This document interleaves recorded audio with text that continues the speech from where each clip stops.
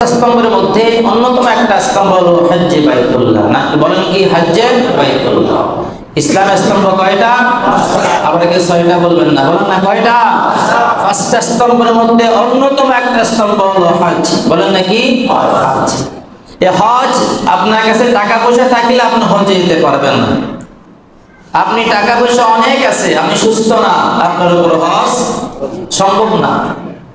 টাকা পয়সা নাই, আপনি অনেক বলিষ্ঠ শক্তিশালী, আপনি তারপরেও না। এই জন্য বলা হচ্ছে এই ইবাদতটা হলো ইবাদতে মালি, যেমন আর্থিক ইবাদত, দ্বিতীয় ইবাদতে বদনি, শারীরিক ইবাদত।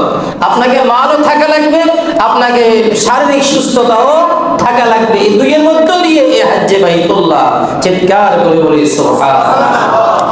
এই জন্য আল্লাহ রাব্বুল আলামিন কোরআনুল কারীমের মধ্যে বলেন, ওয়ালিল্লাহি আলান নাসি হিজ্জুল বাইতি মান ইসতাতা ইলাইহি সাবিলা।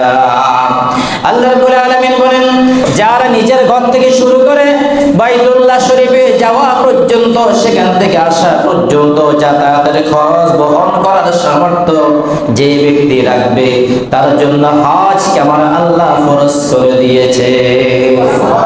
ওই ব্যক্তির জন্য যার নিজের ঘর থেকে শুরু করে বাইতুল্লাহ যাওয়া, সেখান থেকে ফিরে আসা, যাবতীয় খরচাদি, পারিবারিক খরচ সব বহন করার যোগ্যতা যিনি রাখে, তার উপর আল্লাহ হজকে কি করেছেন? ফরজ করে দিয়েছেন।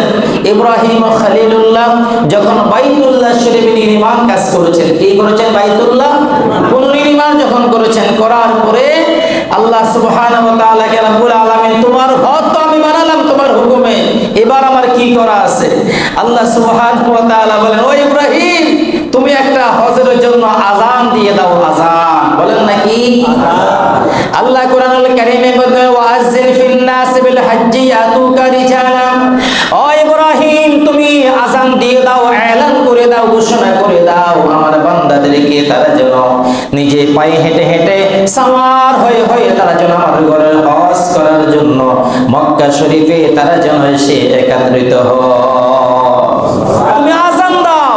আযান, আযান মানে কি করা? এলান করা। আযান মানে কি? এলান করা। আল ইলাম, জানিয়ে দেওয়া।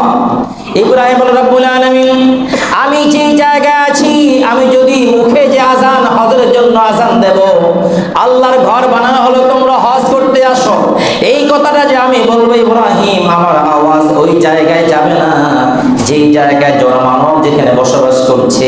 আমি তো যে জায়গার মধ্যে আছি, এখানে কোনো তেমন মানুষজন নাই।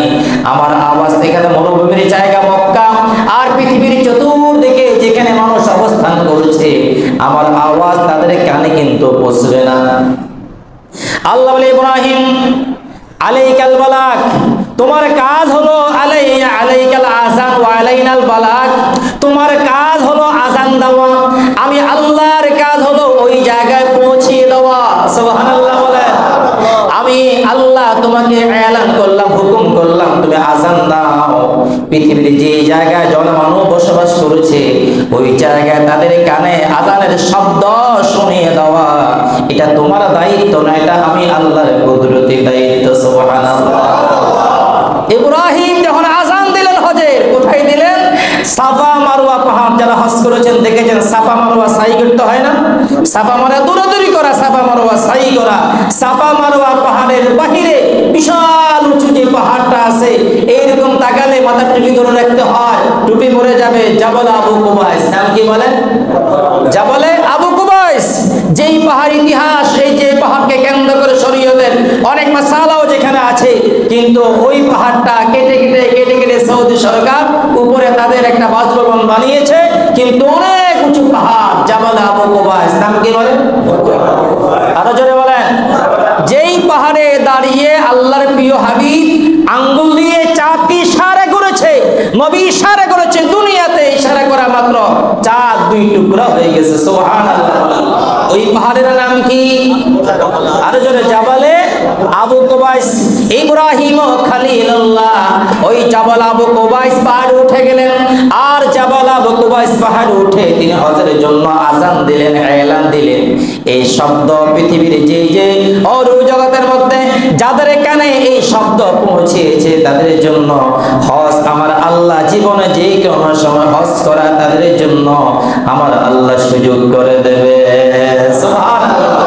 তারাই হজ করবে যারা ওই আযানের ডাকে শুনেছে। আল্লাহু আকবার বলেন। আযানের ডাক যারা শুনেছে তারা কি করবে?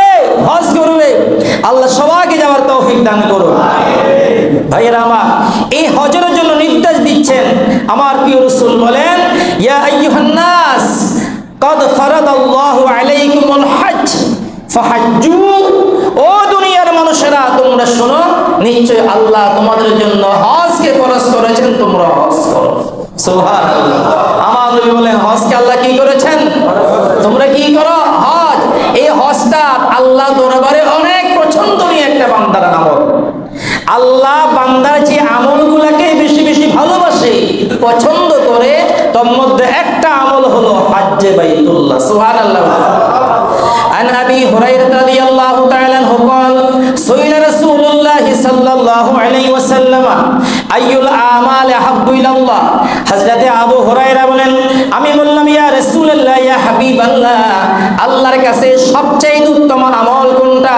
যে আমল আল্লাহ বেশি বেশি ভালোবাসে, পছন্দ করে। আল্লাহর প্রিয় রাসূল বলেন ক্বালা ঈমানু বিল্লাহ, এক নম্বর হলো বান্দা আল্লাহর প্রতি বিশ্বাস করা, ঈমান আনা। আল্লাহর প্রতি কি করা? বিশ্বাস রাখা। আমাদের প্রভুকে, আমাদের রবকে, আমাদের খালিককে, আমাদের মালিককে, আমাদের রিজিকদাতাকে, আমাদের সব কিছু কার হাতে? এই আল্লাহকে ঈমান, আল্লাহর পরে আল্লাহকে বিশ্বাস করা, এই কাজটা আল্লাহ দরবারে বেশি বেশি মকবুল বান্দা। সুবহানাল্লাহ বলেন। ক্বালা মাযা, এবার বলেন সুম্মা সুম্মা ক্বালা মাযা, হুজুর তারপরে কোনটা? বলেন সেটা হলো আল জিহাদু ফি সাবিলিল্লাহ, আল্লাহর পথে কি করা? জিহাদ করা। দ্বীন ইসলাম কায়েমের জন্য, কোরআন সুন্নাহ প্রতিষ্ঠা করার জন্য মানুষ জিহাদ করা, চেষ্টা চালিয়ে যাওয়া, সেটা আল্লাহ দরবারে প্রিয় আমল। সুম্মা মাযা ক্বালা, হুজুর তারপরে কোনটা? রাসূল বলেন আল হাজ্জু মাবরুর, তারপরে হলো মাকবুল হজ। চিৎকার করে বলেন সুবহানাল্লাহ। হজ্জে মাবরুর মানে হলো আই হজ্জে মাকবুল, মকবুল হজ, যেই হজ আল্লাহ দরবারে কবুল হয়েছে। আল্লাহু আকবার। কার হজ কবুল হয় জানে কে? আল্লাহ। আরো জোরে বলেন না, জানে কে?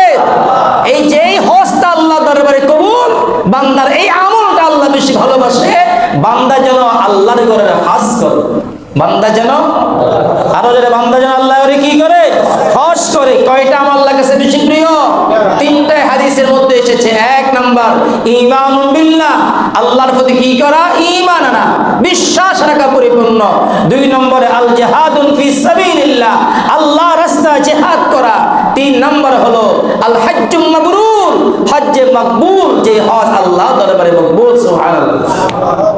এই হজ এমন ইবাদত যে হজের দ্বারা বান্দার গুনাহগুলো মাফ হয়ে যায়।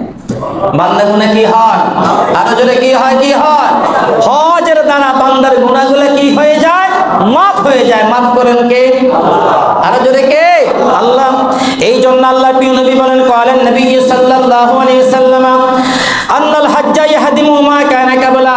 সহিহ বুখারী শরীফের হাদিস, রাসূল বলেন নিশ্চয়ই হজ এমন একটা ইবাদত, হজের কাদ্দ দিয়া যে ব্যক্তি হজ করবে, হজ করলে পরে তার জীবনের সকল গুনাহ আমার আল্লাহ নিজ গুণে ক্ষমা করে দেয়। আল ইসলামু ইন্নাল ইসলামা ইয়াহদিমু মা কানা কাবলা। ইসলাম গ্রহণ কোন ব্যক্তি যদি করে, এর আগে যে কাফির ছিল, মুশরিক ছিল, মূর্তি পূজা করেছে, কত আকাম কুকাম করেছে, ইসলাম কবুল করার কারণে তার পিছনে সব আমার আল্লাহ মাফ করে দেন। সুবহানাল্লাহ। যে ব্যক্তি কাফের মুশরিক থেকে নতুন ইসলামে কালমা গ্রহণ করলো, মাত্র ইসলামে কালমা পড়া শেষ, সে ইন্তেকাল করেছেন, আল্লাহ রাসূল বলেন আল্লাহ তাকে জান্নাতের মেহমান হিসেবে আল্লাহ কবুল করেছেন। সুবহানাল্লাহ। যেহেতু সে আগে যা ছিল তার কি হয়ে গেছে? মাফ। ইন্নাল ইসলামা ইয়াহদিমু মা কানা কাবলা। নিশ্চয় ইসলাম এমন একটা জিনিস, ইসলাম কবুলের কারণে তার পিছনে জীবনে গুনাহগুলো আল্লাহ মাফ করে দেন। কে করে দেয় মাফ? আল্লাহ মাফ করে দেয়। অতএব সে তো গুনাহ করার কি পায় না সুযোগ, পাই নাই।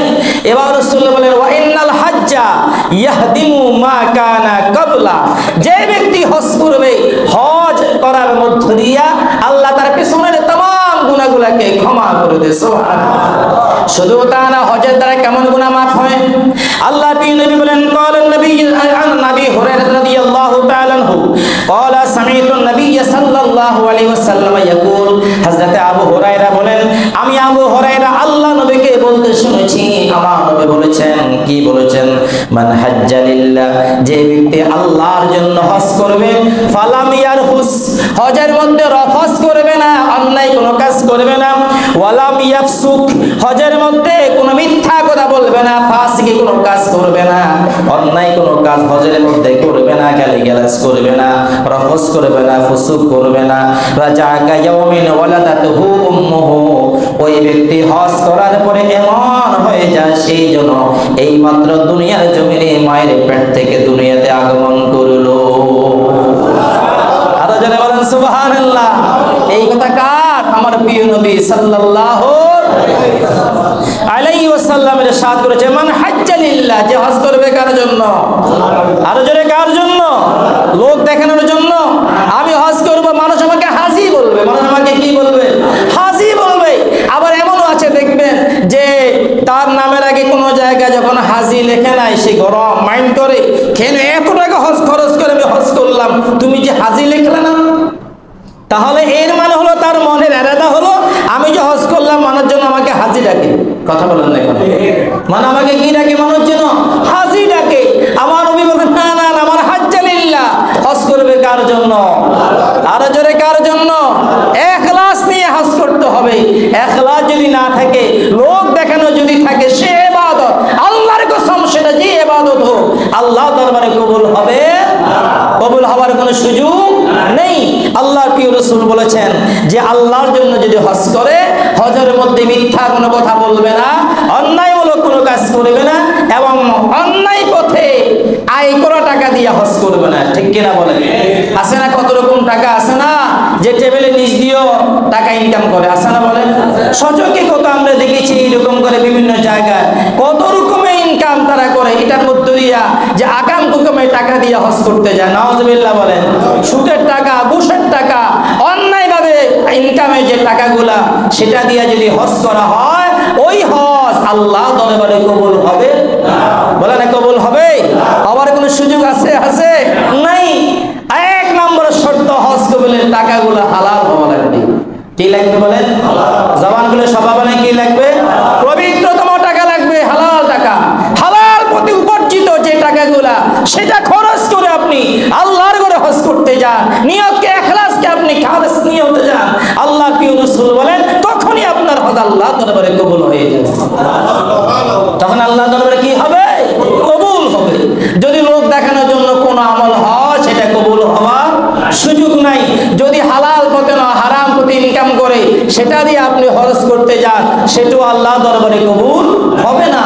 আমার প্রিয় রাসূল তাই বলেন, যে ব্যক্তি আল্লাহর জন্য হজ করবে, হজের মধ্যে অন্যায় কোনো কাজ করবে না, মিথ্যা কোনো কথা বলবে না, ঝগড়া ফাসাদও করবে না, অন্যায় কোনো কাজে লিপ্ত হবে না।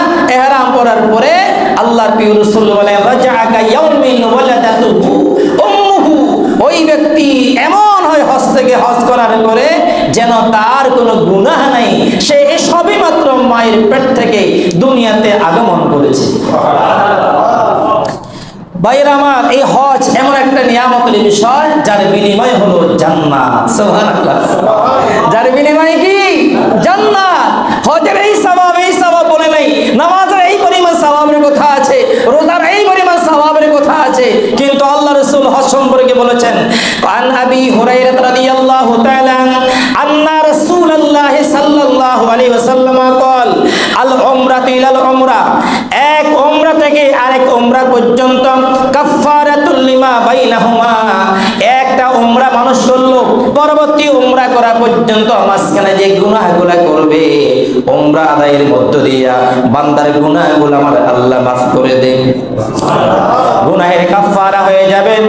আর ওয়াল হজ্জুল মাবরুর, হজ্জে মাবরুর মকবুল হজ, যেই হজ আল্লাহ দরবারে কবুল হলো, ওই হজের সওয়াব হলো লাইসা লাহু জাযাউন ইল্লাল জান্নাহ, যার সওয়াব জান্নাত ছাড়া আর কোনো কিছু না। আরো জোরে আল্লাহু আকবার বলে। এটা সহিহ বুখারী মুসলিমের হাদিস। আবার বলেন আল হজ্জুল মাবরুর, আল হজ্জুল মাবরুর লাইসা লাহু জাযাউন ইল্লাল জান্নাহ, হজ্জে মাকবুল যেটা, কবুল হজ যেটা, সেটার প্রতিদান আল্লাহ দেবে একমাত্র জান্নাত। সুবহানাল্লাহ। একমাত্র কি? জান্নাত। হজের সওয়াব কি? জান্নাত।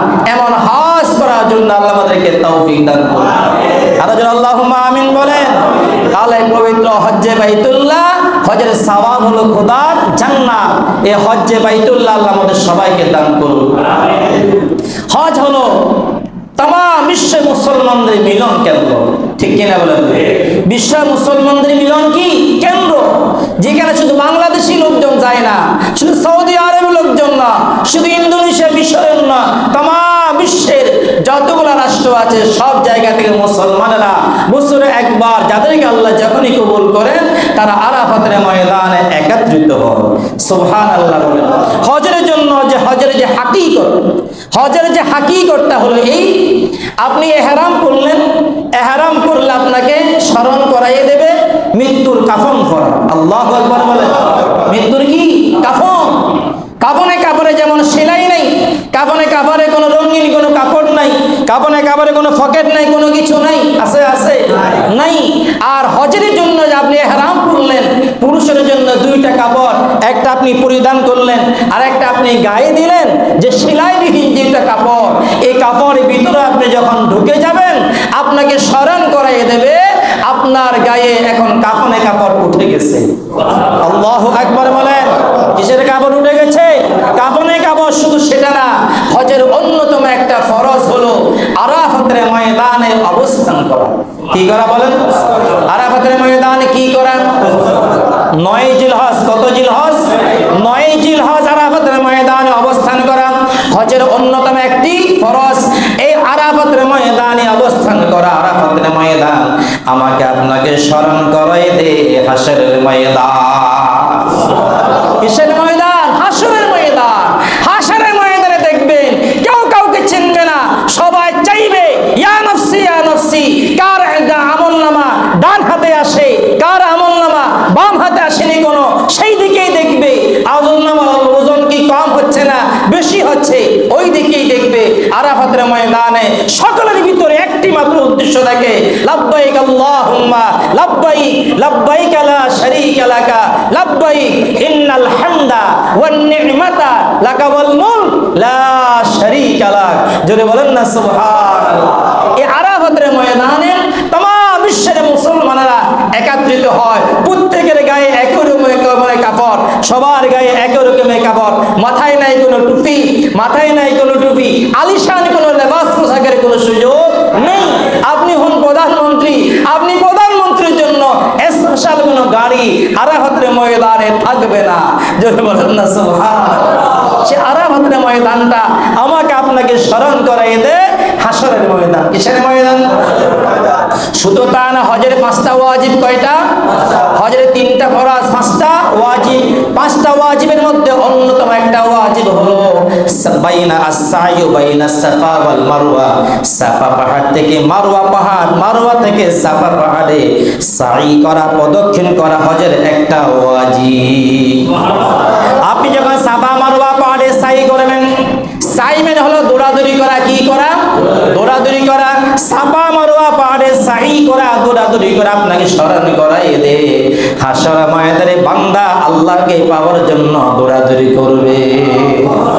সুবহানাল্লাহ বলেন। পবিত্র হজের প্রতিটা আহকাম কাকে পাওয়া? আরো জোরে বলেন না কাকে? এই জন্য বলা হজের প্রায় কাজগুলো হলো পাগলামি। প্রায় কাজ হলো কি?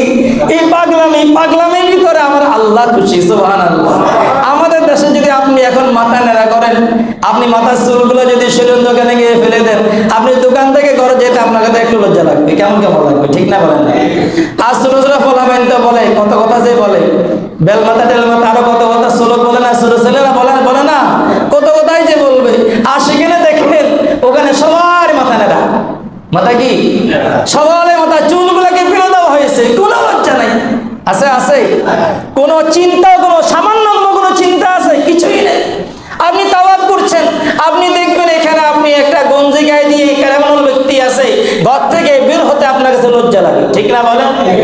গঞ্জি গায়ে দিয়ে আমি কেমন রাস্তা আসবো? আমি তো পাঞ্জাবি গায়ে দিয়ে বা আপনি শার্ট গায়ে দিয়ে আপনার জামাটা গায়ে দিয়ে আপনি ঘর থেকে রাস্তা আসবেন, ঠিক না? যখন আপনি জামা গায়ে ছাড়া যেতে গঞ্জি গায়ে দিয়ে আসে, কে না কে দেখে যাক, এ আমাকে হালতে কে না কে দেখে যাচ্ছে, নিজের কাছে একটা লজ্জা ভাব আসবে। কিন্তু আপনি দেখেন ওখানে এমন খানে কাবাজে তাওয়াফ করছে, তাওয়াফ করার সময় এই গায়ে কাপড়টা এইভাবে দিয়ে একবার এইদিকে পেছে গেছে, পুরাটাই উদিলা সব দেখা যাচ্ছে, পুরা প্যান্ট আপনার শরীরে দেখা যাচ্ছে। লজ্জা বলতে কি জিনিস সেখানে নাই। সেখানে নারী পুরুষ একসাথে তাওয়াফ করছে, আপনার পাশে যদি একটা সুন্দরী যুবতী নারী যদি আপনার পাশে গায়ের সাথে গা লেগে যদি তাওয়াফ করছে, আল্লাহর কসম করে বলি, আমি আজ বলছি আপনার সামান্যতম কোনো অনুভূতি আসবে না। এটা একটা সুন্দরী নারী আমার পাশে তাওয়াফ করছে না, সবার একমাত্র উদ্দেশ্য ওই যে কালো গিলাপের একটা ঘর আমার আপনার ওর সবার সামনে আল্লাহর ঘর। জোরে বলেন না সুবহানাল্লাহ। কার ঘর? দরকার আমরা বান্দা কার? জোরে আমরা বান্দা কার? আমরা পেতে চাই কাকে? সেটাই সবার কি উদ্দেশ্য, কারো কোনো কিছুই আসবে না। সেখানে দেখেন আপনি সাফা থেকে মারওয়া, মারওয়া থেকে সাফা দৌড়াদৌড়ি করবেন, দৌড়াদৌড়ি আপনি সেখানে এই দৌড়াদৌড়িটা কি আবার? সেটা তো হযরতে আম্মা জান হাজরা আলাইহিস সালামের সুন্নাহ। আল্লাহু আকবার বলবেন না? কার সুন্নাহ? কার সুন্নাহ? আম্মা জান হাজরা। আম্মা জান কি? হযরতে ইব্রাহিম ও খলিলুল্লাহর বিবি হাজরা আলাইহিস সালাতু ওয়াস সালামের সুন্নাহ। হাজরা ইসমাঈল আলাইহিস সালামকে যখন ওই যে মায়ে জামজাম যেই জায়গায়, জমজমের কূপ যেখানে, যে বাইতুল্লাহ শরীফের মাতাফের এক কোণে এক জায়গায়, ওই জায়গায় শোয়াই দিলেন। শোয়াই সন্তান দুধ পাচ্ছে না, মা খেতে পারছে না, পানি নাই, কোনো কিছু নাই, কান্না করছে। আর তিনি সেখান থেকে তাকিয়ে দেখলেন, মনে হয় যেন ওই যে সাফা পাহাড়, এখান থেকে সাফা পাহাড়ে যেন পানি দেখা যাচ্ছে। আল্লাহু আকবার। হযরত আম্মা জান হাজরা সাফা পাহাড়ে দূরে গেলেন, দেখে না সাফা পাহাড়ে কোনো পানি নেই, কোনো পানি নেই। সেখান থেকে মারওয়ার দিকে তাকালেন, ওই মারওয়ার দিকে তাকালেও মনে হচ্ছে যেন ওই যে মারওয়া পাহাড়, সেখানে পানি দেখা যায়। কি দেখা যায়? তিনি যাবেন কিভাবে? বর্তমানের জন্য একটা আধুনিক কোনো কিছু তখন ছিল না। সাফা পাহাড় থেকে নামতে হলে এই যে সরু পাহাড় পাথরগুলো আছে, অনেক কষ্ট করে এক কদম নিচে দেয়, পাথরে দেয়, আবার একটু সন্তানের দিকে তাকায়, ওই দিকে আবার দুই এক কদম দেয়, আবার সন্তানের দিকে ইসমাইলের দিকে তাকায়। এইরকম করে যখন নামলেন সমতল যেই জায়গায়, ওই সমতল জায়গায় হযরতে হাজরা একটু দৌড় দিয়ে গেলেন। আল্লাহ দরবারে সেই দৌড়টা এত বেশি ভালো লাগছে, আল্লাহ বলে বিশ্বের মুসলমান কিয়ামত পর্যন্ত যত লোকেরা হজ করবে, সাফা মারওয়া পাহাড়ে সাই করবে, এই জায়গায় দৌড়াদৌড়ি করাকে আমার আল্লাহ ওয়াজিব করে দিয়েছেন। আল্লাহ কি করে দিয়েছেন? কাজটা করেছেন কে? হযরতে হাজরা। জোরে বলেন না কে? হাজরা কাজটা করেছেন। হাজরা কোনো নবীও নয়, তিনি একজন ওলিয়া। তিনি একজন কি? ওলিয়া। ওলির শরণে আমার আল্লাহ সাফা মারওয়া পাহাড়ে সাই করা तमाम বিশ্বের মুসলমানদের জন্য আল্লাহ ওয়াজিব ঘোষণা করেছেন। আল্লাহ সবাইকে যাওয়ার তৌফিক দান করুন, আরো যদি তৌফিক দান করো। তাহলে বলে, তাহলে এই হজ্জের হাকিকতটা হলো আল্লাহকে পাওয়া। কাকে পাওয়া? ইহরাম যখন আপনি পড়বেন, আপনাকে স্মরণ করাই দেবে কিসে? কাফনে কাপড়। বলেন না কিসে? কাফনে কাপড়ে স্মরণ করাই দেবে। যখনই আপনি সাফা পাহাড়ে, মারওয়া পাহাড়ে সাই করবেন, হাশরের ময়দানে দৌড়াদৌড়িকে স্মরণ করাই দেবে। আপনি যখনই যাবেন আরাফাতের ময়দানে, বিশাল আরাফাতের ময়দান, সেখানে আরাফাতের ময়দান থেকে মুজদালিফা আসা, এটা বিশাল একটা কাজ, অনেক কষ্টকর একটা কাজ। আরাফাতের ময়দান থেকে মুজদালিফায় আসা, যারা যায় নাই তারা তো বুঝবে না। এই হজে 5টা